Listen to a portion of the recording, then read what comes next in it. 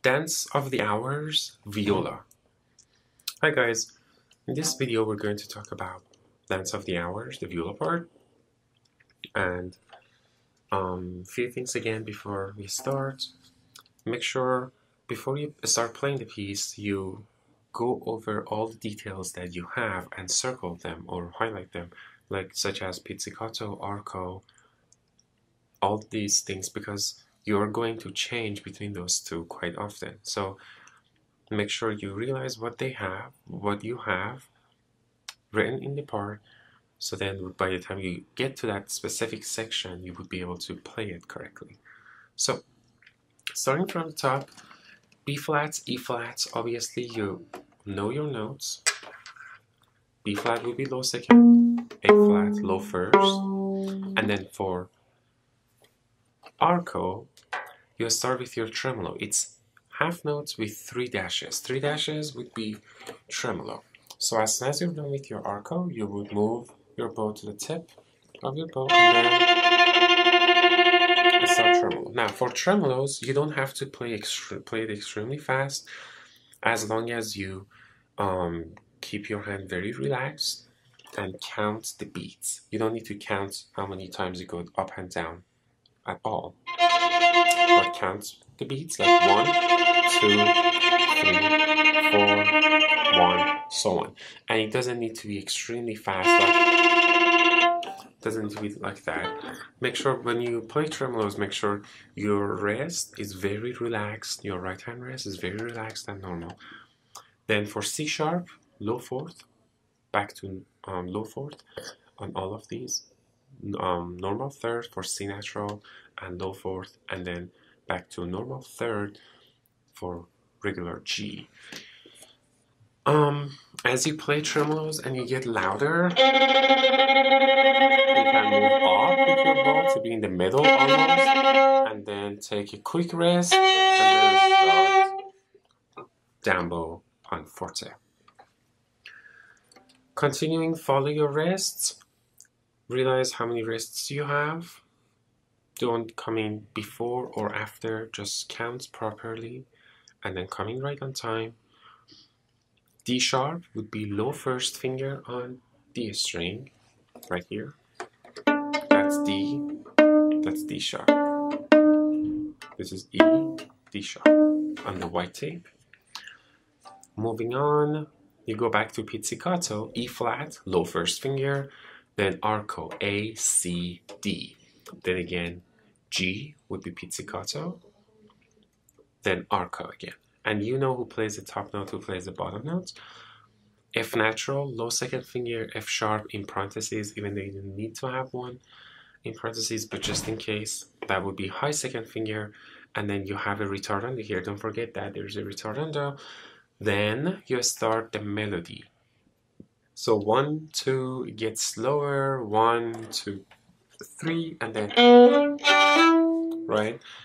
Don't forget the second eighth notes of each group of 2 is a staccato. So, see? Like that. You could either do 2, 1, 2, 1, or play your second finger, play low 2, move it quickly here, but it would be the best if you can use the same fingerings as you have. With crescendo and ritardando and E flat also would be low first. Everything is pretty much self-explanatory. There's nothing complicated about this. Just make sure you follow what you see. C sharp here would be high second, with E being on fourth finger on A string. Moving on to the next page, we change time signature is now 3/4. Instead of 4/4, where you have 4 beats per measure as quarter notes, here you have 3 beats per measure, still quarter notes. Make sure you follow the bowings very slow, and then you end with triple Ps and also fermato. At 73, there is allegro vivo, which means lively and very fast. You have A, B flat, A, B flat, A, and try to be at the frog right here. The bow is a down bow, and you are the frog with accents, as you can see, and fortissimo. So like that. Then at 77, not only you have accent G and forte, but also realize that your sign starts at 77. So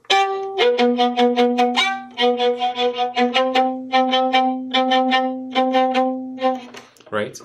So make sure F is very loud and clear, and then all these other ones are piano and staccato. Don't forget about retaking your bow. See, accent, retake, accent, retake. Every time you do that, you have to retake to the frog, back to the frog of your bow. So make sure you do that, but don't forget to exaggerate on your dynamic. Moving on at 85, same thing as 77. Continue all the way to here where it says to coda. This time you're not doing anything because you haven't done the DSL coda yet. But realize that the coda is right here after measure 91. Now, what I would suggest is to color code these two. You could technically put this like orange highlighter for the sign, back to the sign, and the coda back to this coda. That way you would, by the time you look at them and reach there, you would be able to know where you have to go after that point. So continuing from the coda, you continue all the way. Realize that at 93 there is a repeat sign. Going to this part, you take the first ending, A sharp. After the B, which would be your normal second finger on, high second finger on G, A sharp is high first, back to B. Since you're going to use B again, you just use high first for A sharp, back to B. So B's on the red tape, you raise your first finger for white, after yellow, or white before red, for A sharp, back to B. And then D sharp, which is low first finger on D string. Then you take the repeat, then second ending. Then when you go to the DSL coda, you go back to the sign, which is measure 77. This time, when you get to the end of measure 91, literally where the coda sign is, that's where you have to stop. So make sure you do play this measure, not here. You play this measure and then you play the coda. Now, within the coda part, there is also a rest. There is also repeat that you take back to this part. G sharp is low fourth finger, so G natural, third, G sharp, low fourth. See?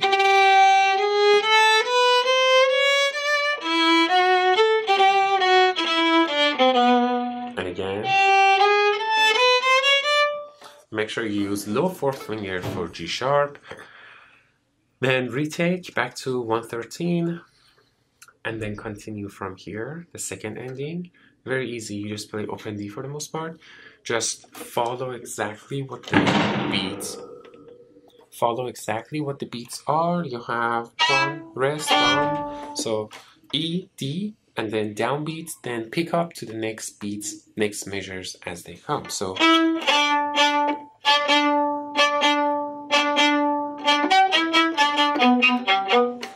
then you continue like that all the way to the end. Down, up, down, rest, down bow, pick up, down bow, pick up. Retake, down bow, retake.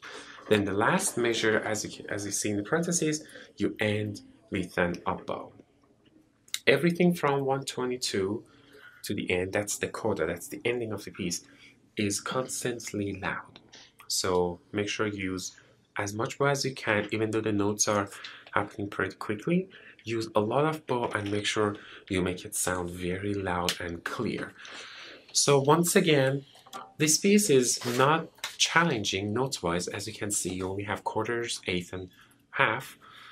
You just have to make sure you're acknowledging all the details.